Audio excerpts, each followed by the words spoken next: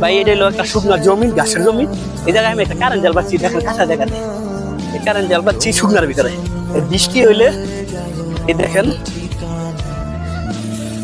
একটা কারেন্ট জাল পাচ্ছি। দেখেন ভাই কি পরিমাণ কই মাছ ধরছে।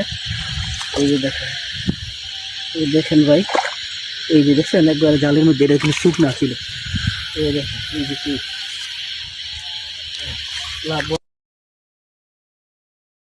বিকালবেলা বৃষ্টির আগে আমি জালটা পাচ্ছিলাম, এখন দেখেন কি পরিমাণ মাছ পড়ছে। দেখেন কাঁচাই না তো, কাঁচা এগুলো কাঁচা, দেখেন কি পরিমাণ মাছ পড়ছে। আমার ওই জায়গায় বৃষ্টি হইলে শিং মাছ আসবে, বৃষ্টি হইলে এই জায়গায় প্রচুর করে ওঠে। এই যে দেখেন গাইস, দেখেন কি পরিমাণ মাছ,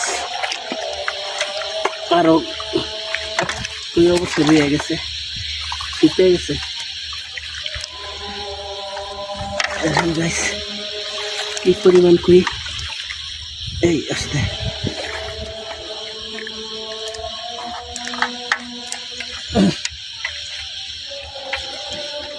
গাছালার গাছ খাইছে। দেখেন কি পরিমাণ মাছ। একটা সাপ পড়ছিল, সাপটা অবশ্যই মেরে লাইছি। এতে মাছ আরো ছুটতেও গেছে। এই যে দেখেন কি পরিমাণ কই মাছ, দেখেন কি পরিমাণ।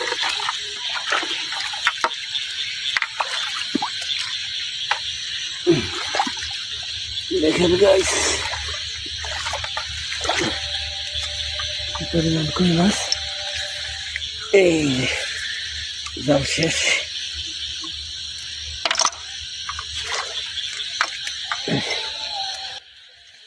ঠিক আছে না, হেঁটে চালাইন না, ওইসে বন্ধ করে দিন।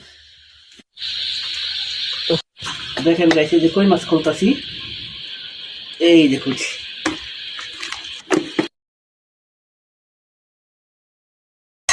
ফেসবুক, টিকটক ভাই বোনেরা, আপনাদের সবাই স্বাগতম।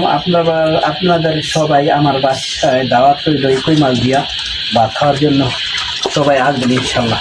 আমি এই কই মাছ দিয়ে কারেন্ট জাল ধরছি। দেখেন, ধন্যবাদ সবাইকে, আসসালামু আলাইকুম।